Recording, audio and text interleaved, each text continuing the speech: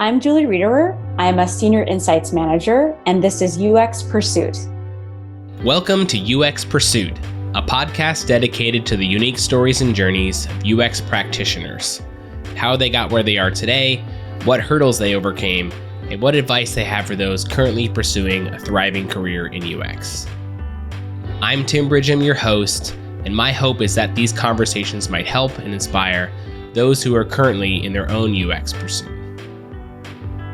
Julie is a thoughtful researcher with a passion for growing UX researchers and leading teams to deliver impactful insights wherever she's working. She was kind enough to give me some helpful advice back in 2017 at a pivotal moment in my UX journey, and I was excited to chat with her for the podcast to hear more about her UX journey. In our discussion, she shares about managing research teams and the power of insight storytelling, as well as one of her favorite projects while working at Spotify. So, Senior Insights Manager. I have actually never seen that title. Yes, definitely. So one thing that's really unique about working at Spotify is that user research and data science is combined into one team, Product Insights. Okay. So I have a team of data scientists as well as user researchers. And one of the big reasons why the company decided to organize this way is because of our belief that insights are really qualitative and quantitatively driven. Mm-hmm. So it's really our belief that by understanding things from a numeric perspective, as well as ensuring we're hearing from our users, listeners, and so forth, that really tells a comprehensive insight story. Awesome. So I think it's a really unique thing about Spotify that not a lot of companies do, but I've been really thankful, especially to grow as an insights practitioner, given how the company sets things up. Yeah, I like that. I mean, I imagine lots of companies could sort of separate those two, or maybe even pit them against each other. And so kind of tag teaming and getting like here's the hard data and here's the why, that seems like it'd be super impactful. Yeah, exactly. I think some of the ways I've seen this play out at Spotify and a bit in other companies I worked at is when you're designing an A/B test, for example, mm-hmm. and sometimes, we see these really specific results and we want to act on them. It's also important to understand, well, are we setting this up in the best way? Are we understanding the whys behind we're seeing some of this behavior? And that's where qualitative research especially can be really impactful in informing those decisions. Cool. Yeah, that does sound cool. But I guess we got a little ahead of ourselves. Jumped right into it. Yeah, jumped right into current. But I'd love to go back and kind of start at the beginning and hear from you where kind of your UX journey began. Yeah, definitely. My UX journey began, I would say, really in college. We could go way past then because I've always been a really curious person. I think one of my senior superlatives was actually most inquisitive. Hey. So we could actually argue here that this probably started a lot earlier. Mm-hmm. But in college, I took a number of psychology courses, and more specifically, a cognitive psychology course. And, just learning about how people think and how really specific mechanisms we've developed to inform decision-making, memory, emotion regulation, and so forth play out in real life. Mm-hmm. And I, in addition to just taking courses at Marquette, I then went on to pursue a cognitive behavioral program for graduate school. And while this enabled me to further understand more about, in my case, I was doing a lot of emotion and memory research, I also developed skills with regards to research design, mm-hmm. understanding how to set up a good study, what's a good question. And so I think those two skills or those two areas combined then really drove me to pursue, first off, market research. And I got into working in market research at a small consultancy years ago when UX research was still a little bit on the newer side, whereas now I feel like it's really, really full scale. So my journey is definitely, I always talk about kind of the academic lens, then through market research, and then really zooming in on the user research, which I feel thinking about individual decision making, especially when someone's encountering an app or a website or a digital interface in a store, et cetera, is really a passion area of mine. When you did your grad program, was there any sense of like, any sense of like digital or applications or websites or any of that, any hinting in that, or is it just more academic? Yeah, that's a great question. When I went into graduate school, my goal at the time was, assuming I was going to end up in academia, I really just loved research. That was really, and I really loved teaching students. Those are the two things I really, really loved.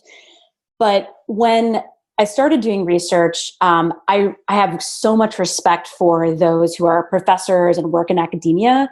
But for me, I wasn't finding the drive of publishing as appealing for me personally than I did, just explaining basic memory concepts to students or my family and friends, and thinking about how a lot of the different things I was learning were so applicable directly in real world. And that's where I really saw myself. The other tidbit I have was I was watching a lot of Mad Men at the time when I was in grad school. It was really big then. And I always say that definitely influenced my decisions to, oh, wow, like advertising and marketing and this kind of realm. So there's a little pop culture nugget that definitely influenced my future as well. So we can thank Don Draper for where you are today.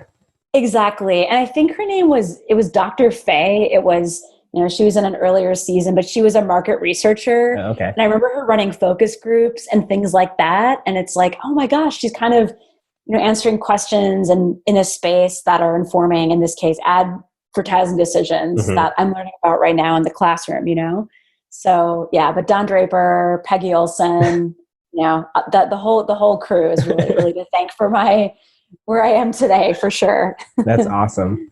When I started to learn about UX, it was definitely like this eye-opening, like, whoa, this thing exists. And it was like, okay, This is cool. This is checking a lot of boxes for me. So it sounds like that was a sort of a similar process. Was the, then after grad school, were you sort of looking at like market research roles? Yeah, the reason in addition to what I mentioned, one of the reasons why I was looking for market research roles was the research portion of my master's program really helped me develop some strong quantitative and other like statistical research chops as well.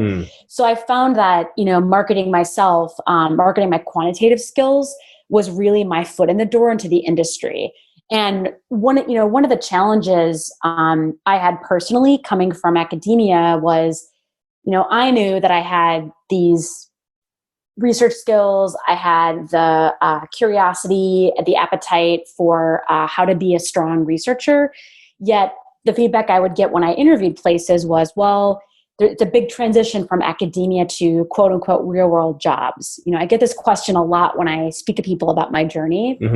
And I think for me, what I did was identifying what is a specific skill or set of skills that's going to allow me to get my foot in the door, even if it's not at my dream job, And it's advice I would give to other people that are looking to get into UX as well. Is even though, I knew that I wanted to speak to people, maybe influence advertising campaigns or branding or et cetera, at the time I knew that I had tangible skills on the statistics side, and that made the most sense for me to market those on the front end. Yeah, definitely have to use what you have. 100%. Yeah. I think this is true for any career, at anyone graduating college or graduate school. It's just getting that first, foot in the door. And I think just like, well, what can I go off of really is a good place to start at. So I assume then you were able to successfully get your foot in the door somewhere.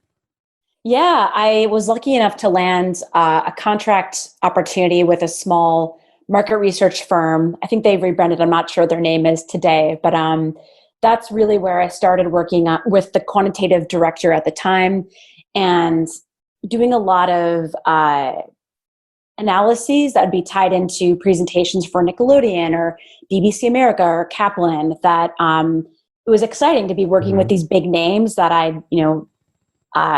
these are big companies, right? It was cool to be like, wow, this is going to be delivered as in a research deck to someone really senior at Viacom. And that was really, really exciting at the time. So, yeah. Okay. And was that in getting into the digital space or more like in advertising? It was more in the marketing space. I'd say my first role was really along informing marketing campaigns, company branding, and those kinds of things. But then that first foot in the door enabled me to then work at my next company called Saks Insights, which what was unique about Saks was that as a boutique research agency, they did a lot of marketing and branding work, but they also did a lot of user research work as well. And Tammy Sachs, who founded it, was one of the earliest UX pioneers in New York City. So she had this in-house usability lab, and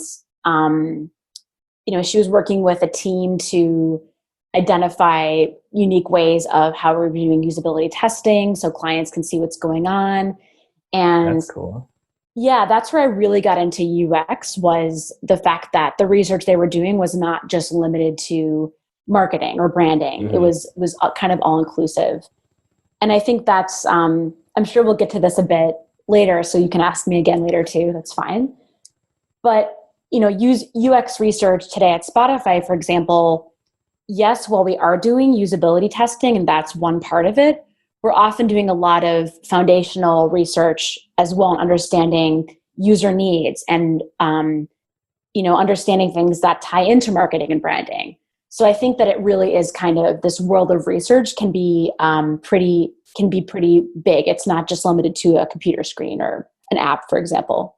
Absolutely. Yeah. I mean, I think initially that's like the first exposure, I think, is like, oh, like usability testing, like, or A/B testing. Those are kind of like easy to explain concepts and totally research methodologies. And then getting into like foundational research. I mean, the mixed methods, and it can be like explode into these crazy cool things where you're, leaving devices at people's houses for weeks and diary studies and capturing videos. And it's, it goes way beyond that. And, that's, I think, for me, some of like the super exciting stuff is getting to do that. Totally. Like blue sky.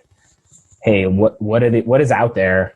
What are the unknown unknowns in a way? I totally agree. It's super exciting research. Completely agree with that. So you were getting a chance to do some of that at Saks? Yeah, definitely. So at Saks, the favorite types of engagements I had were a couple clients come to mind that we would work with them for a couple of different engagements. So sometimes we would be doing exploratory foundational work all the way through that usability of the product that they launched for, based on the research we'd done. And those were the really exciting engagements, just because it was a chance to see, hey, we're unearthing these things from the get-go about, consumers of a specific product. They've made decisions then to pursue a specific product direction. They've done, some other types of testing as well. And then it's like, oh, we really want to make sure, is this actually usable? And those were some of the engagements that I found really, really exciting. So that was really, my journey into getting in UX more proper, definitely. Yeah, at least in my experience, that's always been the, we just did this foundational research and unfortunately that's the end of the project and we hope to keep going, but it just doesn't always happen. Yeah. So that's sometimes the bummer of consultancy, at least I've seen. Totally. And I think that's actually, because I know we're talking about my career journey a little bit, that's actually one of the biggest reasons why I then decided to pursue in-house opportunities. The first being an opportunity with Foursquare, I was so passionate about. I still am. Foursquare for life. I'm still passionate about the, Foursquare app and the Swarm app now. But I think for me, being able to follow those insights, see what decisions are made, and then keep going on the journey and continue to make impact, that was something that was increasingly more important to me. And I felt like I was missing on the consultancy side. So I first got that opportunity at Foursquare going in-house. All this time, are you kind of doing this mix between, and I don't know if you would call yourself a data scientist or if you have that skill set, but are you kind of doing this mix of quant and qual all along the way? Yeah, that's a good question. So I'd say that the skills that I came in with, the quantitative skills, I was doing much more survey creation, analysis, reporting, depending on what the questions were, much more along that side of things. Did some segmentation work as well which is really much more traditional marketing. But that was pretty much more of the quantitative range that I really was responsible for and developed over time. I'd say early on at working in consulting, knowing we're creating decks for clients and companies and brands and so forth that they're using, and then throughout Foursquare and Spotify, that I feel my skills are strongest in insight storytelling. And it's okay, what we're sharing with you is more than just numbers on a slide or more so a quote that we heard in research. It's really connecting the dots to make really strong product or company recommendations based on what we've heard. I think that's really the power of what insights can do. So even though I'm not, a data scientist by trade, I think that identifying how to tell a strong story, be it using insights from data scientists or user researchers, is really important. So then after Foursquare, was it just another opportunity to you were Foursquare for life, so. Foursquare for life, still am, always will be. Yeah. Yeah, exactly. Yeah, so I made the leap to Spotify because at Foursquare, the company, which I'm really happy for, they really started embracing the B2B location space and had less focus on the consumer products, which was one of the reasons why I was excited to join them. And while that's great for the company and its future, for me, I really deeply care about the questions I'm asking. Who am I, the company mission? Who am I doing research with? Those things are really important to me. And so the opportunity I had when I joined Spotify was working a part of its creator mission, which it was called at the time. Mm-hmm. And the second half of Spotify's mission, still today, is helping 1 million creators live off of their art. Okay. And so I went in, and the kind of research and questions and initiatives that the larger team was working on were around how can we give artists and their managers and labels and their team insights about their music on Spotify, how it's performing, where their fans are based around the world. How can we give them more access to control their identity and engage with their listeners? And those questions just really excited me. It was also, super interesting audience. I've done, I've really owned consumer research for most of my career, but the opportunity to be doing research with, like DJs in Berlin, and I've chatted with makers in Brazil and podcasters here in New York. It's just been the experiences I've been lucky enough to have were just incredible. So that was a really exciting part of the transition there. Yeah, that's super interesting to, you being such a believer in insights and the power that they are, and then you helping to deliver those to other people for them to put into action and to utilize to their benefit. That's super, it's like very meta, but very cool. Yeah, it is. It is super meta. It is super meta in a way. Yeah. Awesome.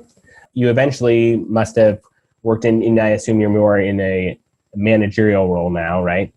Mm-hmm. What was that transition like from, in the weeds of research to then sort of overseeing researchers? Yeah. So that journey for me started years ago, back when I was at the consultancy.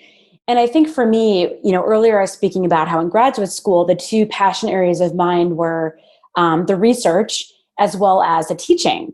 And so for me, I think, while I was really passionate in growing my research skills and my my own personal toolkit in UX and beyond, I still wanted to scratch that itch of teaching. And I, have been part of different various mentorship programs, but I had an opportunity at this consultancy to take on some of the B2C researchers on the team and help them grow as researchers, help them develop client relationships, that kind of thing. Mm-hmm.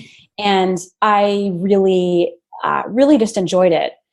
I think that one of the key differences I've learned about management across speaking then in the earlier days to now at Spotify is, considering different domain, managing data scientists where I don't have a background is different than managing user researchers where I do have a background. That's one consideration. And I think another learning moment for me is managing folks of different tenure. Managing someone who's really new as a researcher is very different than managing someone who's later in their career and who has a ton of experience under their belt and they're looking to advance in other specific ways. Mm-hmm. And I think for me, I've been really thankful to have, over the years, a range of these different experiences, just because that's how I've been able to stretch my own skills as a manager in this case.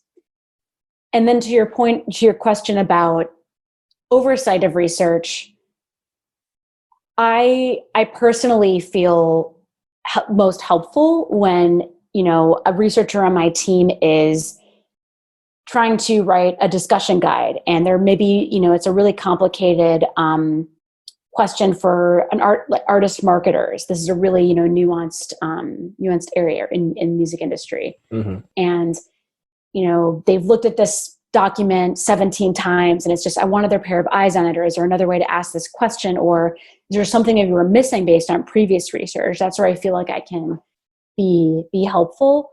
But yeah, it is different. It's different overseeing research and having a different lens than doing it on its own, for sure. Yeah, the second set of eyes is definitely resonates with me, where, especially sometimes in reporting when you're sort of in the weeds and you've just been mulling over all these insights and findings, and then you're like trying to present this in a coherent way, and then I'll pass it off to a manager, and they're like, hey, what if you move this slide over to here, and if you kind of shifted this, and you're like, oh my gosh, like, yeah, amazing, like it makes so much sense now and it's more digestible. And so totally. So yeah, definitely leaning on other people to, beyond just like proof checking, and spell checking, just to kind of like help craft that story and craft those findings is super vital, I think. Yeah, definitely. You might ask me this later. I feel like I'm jumping ahead because you thoughtfully sent me the questions in advance, like a researcher. Yeah. But I think I look back on some of the experiences I've had, and I feel really lucky to have worked with a lot of people with very different discipline backgrounds. I worked with, early on in my career, I was lucky enough to work with a researcher whose background is in education. And so he taught some really incredible, mini segments on how to tell strong stories and, why this slide is ugly and why this actually isn't full of information and why it's beyond these kinds of things. I also have worked really closely with designers with regards to crafting different data infographics and other types of ways to communicate information. And I think working with people with different backgrounds is something really unique to the field of UX. Like, I know you yourself have this, degree that you got in UX, like in user research as well. But I think we're also lucky to work with people that have, in my case, my background's in psychology. Others have backgrounds in education. Some have backgrounds in engineering or in product. Mm-hmm. And I think it's really advantageous to have the opportunity to work with folks from different backgrounds for that reason.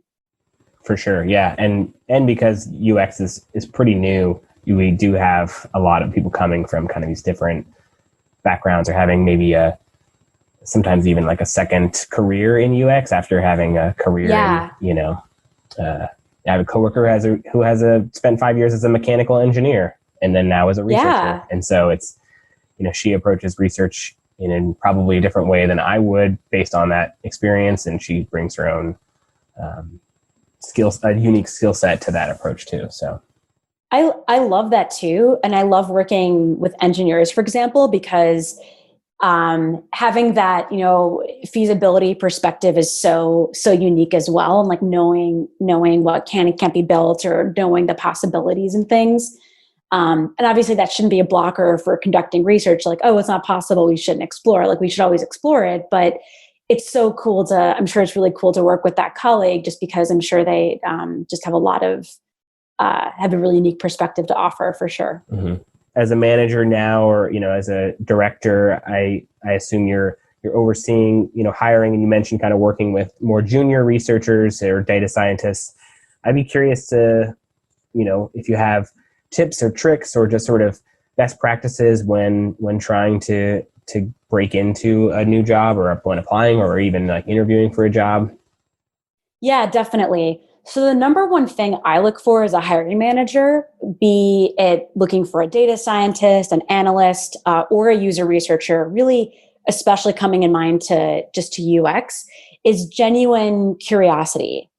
When someone is thinking about a question and the various ways they can go about answering it, and really thinking out loud as I throw, an interview curveball their way about experiment design, or in working at Spotify, a question about a hypothetical about the data that they might see day to day and how they would go about answering questions, or what things they're interested in. Genuine curiosity is something that, it has nothing to do with someone's hard skills or, looking at their resume. It's something that's just so palpable from a conversation with someone. And I feel so lucky, the team members I have, and the community, the Insights community, and the rest of the community at Spotify is really full of genuinely curious people. And I think that is just a really incredible and important skill to have as a researcher. If you could talk a little bit about your experience, especially at Spotify, if your team works closely with designers, how you kind of do that dance of design working with your research working with design, or tips for designers working with researchers as you are a researcher, something along that lines. I was curious to get your thoughts on. Yeah, totally. It's a great question. I think that user researchers collaborating with design is really, really, really critical. I'm lucky enough to work at a company where there is an insatiable appetite for research, which is a good problem to have. Mm-hmm. In that, the folks on my team and myself are busy, but where it gets challenging is we just don't have enough people to research everything. And I think more importantly, there isn't always a need to research every single thing, right? So something that I always encourage our team to do, and is really a philosophy of the folks at Spotify, is how can we enable folks to run their own research, and how can we bring people into the process? So, research isn't a barrier or a gatekeeper to getting insights. So we've developed a number of different toolkits, and we work with an operations team who's built out a population of folks that we can reach out to for research when we do it. So there's different mechanisms in place to help enable folks to either run research on their own where the situations make sense, or be extremely involved in the process, be it note-taking and then being really involved in the debrief, and of course, having a brainstorm on the questions we should ask, and identifying what are the next steps after this. I think there's a number of different ways to collaborate. Awesome. Yeah. I'd say that's a luxury, but I feel like I've heard it happening more where design is growing that appetite for research. Yeah, definitely. I think I've heard it in the past, research, we don't need it. But I think seeing it growing in the industry, and seeing more, not only just designers, but more people, product managers and things like that, wanting to leverage research and understanding the value of it. But I guess it's our responsibility not to get too heady, or to think we're too good.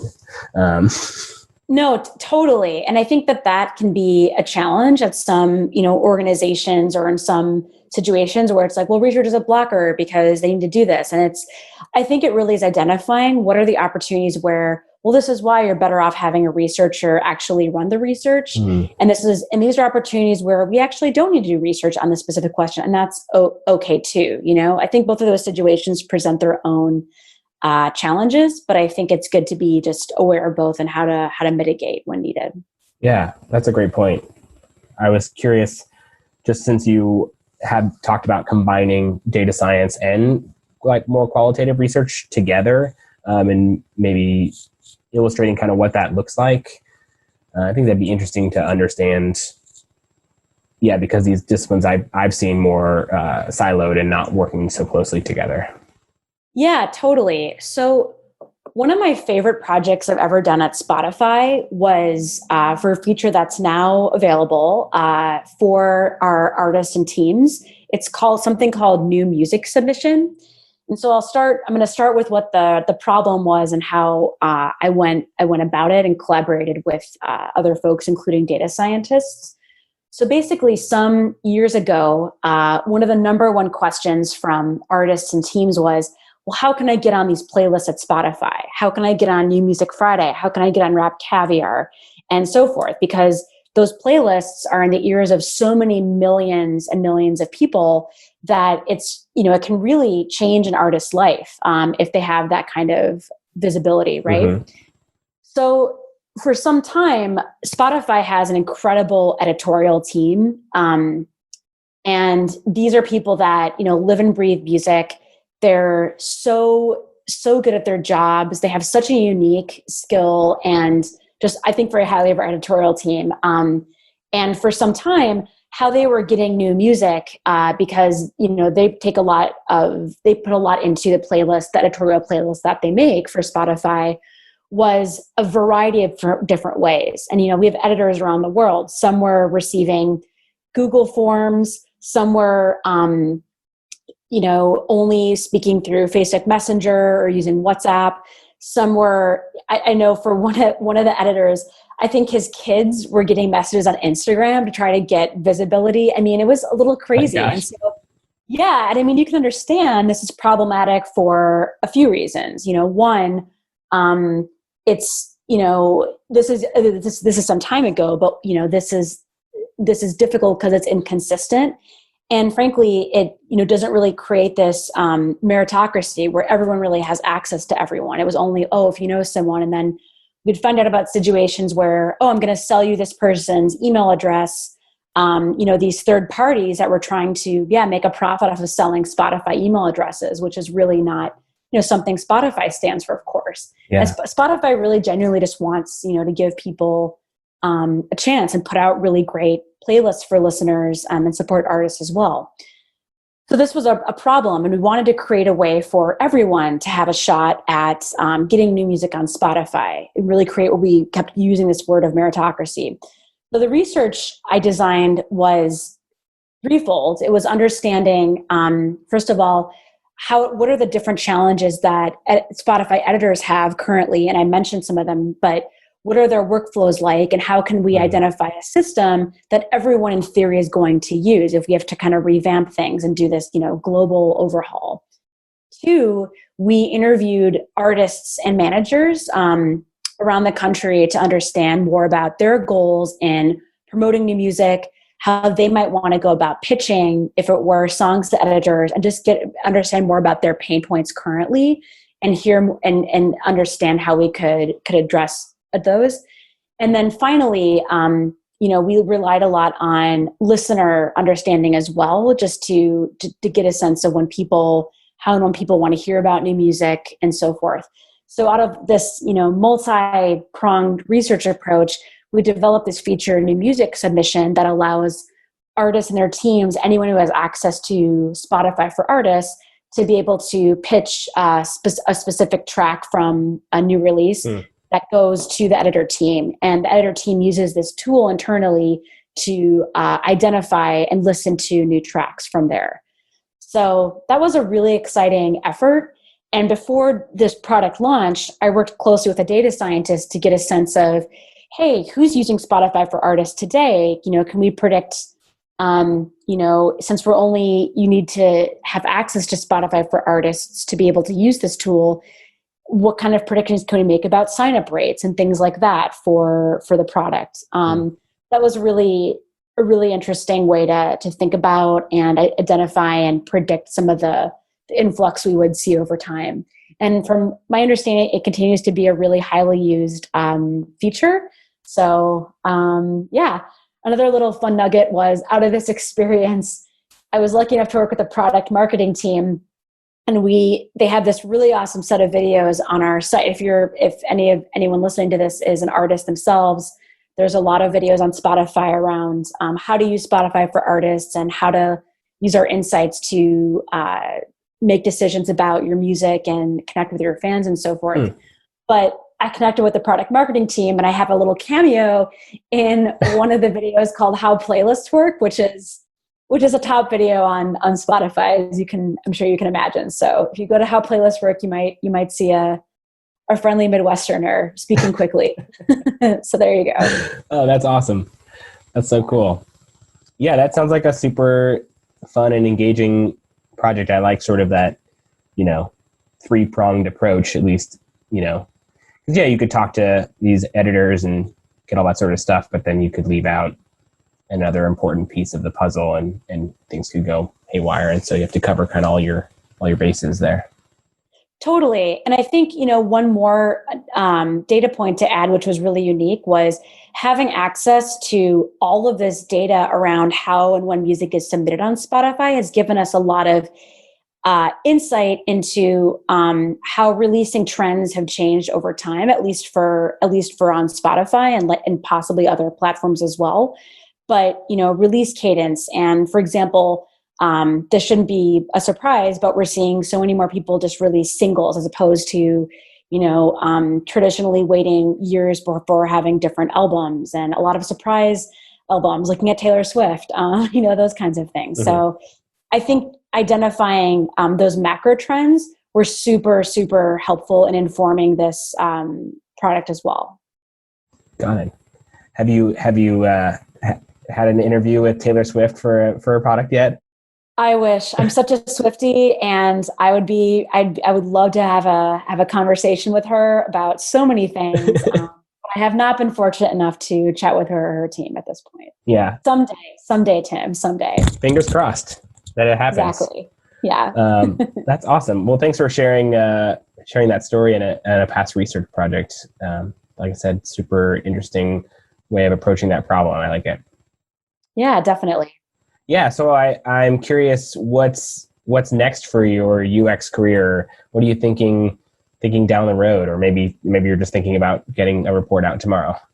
Yeah, right.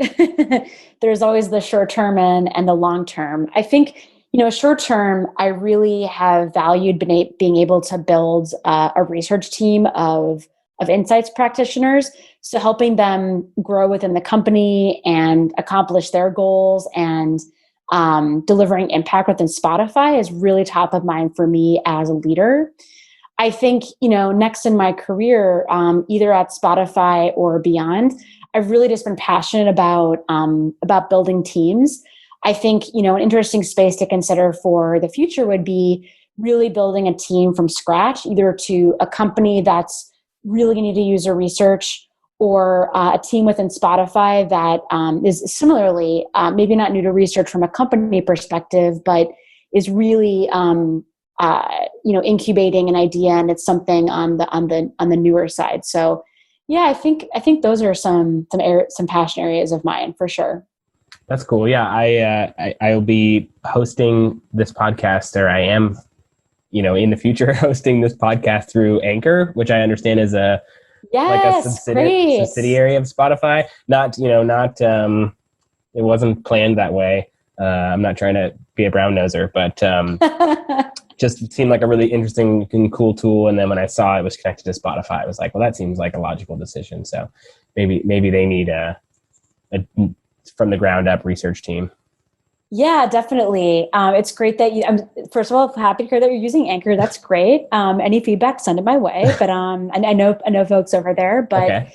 Yeah, Spotify has really increasingly grown in the podcast space, and not only thinking about the listener experience, but with companies like Anchor on board, and on the content creation side, Gimlet. There's so much opportunities, and it's such an exciting space for me. One of my favorite quotes from a podcaster research session was how it's really the Wild West. There's so many things to be figuring out still from a legal perspective and content ownership perspective. So it's a really exciting time to be in podcasting for sure. Nice. Okay, well now you just made me a little nervous. Like, what am I not worried about? We'll see. I'm not trying to compete with Gimlet Media yet.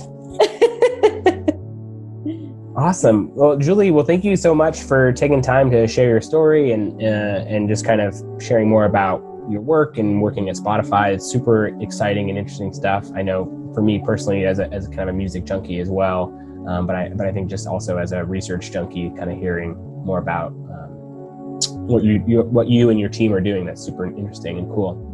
Yeah, definitely. I'm so happy to share my experience. Thanks so much for having me on today. It's been great. Yeah. If people wanted to learn more about you, where can they do that? Yeah, I think I'm on LinkedIn. I'm on LinkedIn very frequently. So Julie Riederer, find me there and drop me a line sometime. Happy to chat. Okay, awesome. Cool. Well, thanks again. You're so welcome. A big thanks again to Julie for being a guest on the podcast. I really enjoyed hearing her journey from cognitive psychology to market research to UX research and then to UX research management. I love how curiosity is so central to Julie's journey, especially since that is a core value I try to embody in my own UX career. I'm happy to report that Julie is now leading a UX research team at Facebook, which is focused on the messaging space. I have no doubt that she is making a profound impact on that team. Thank you so much for checking out the show. If you're thinking about or pursuing a career in UX or are currently working in UX, I hope you find these discussions informative and helpful. You can find UX Pursuit wherever you listen to podcasts. Subscribe now, and if you know others pursuing a career in UX, please tell them about the show. If this is the first episode you're hearing, be sure to check out our past episodes featuring other fantastic UX practitioners. You can learn more about them or me at uxpursuit.com. For the final episode of the season, I'm putting together a panel of UXers to answer your UX career questions. So send in your questions by emailing me at hello@uxpursuit.com, and we'll do our best to answer them all in the final episode of the season. As always, a big thanks to Irene Barber for creating all the music you hear on the podcast. Be sure to check out her music under the artist name Nearby on Spotify or at nearbymusic.bandcamp.com. Finally, thanks so much for listening. I'm Tim Bridgham, a senior UX researcher, and this is UX Pursuit.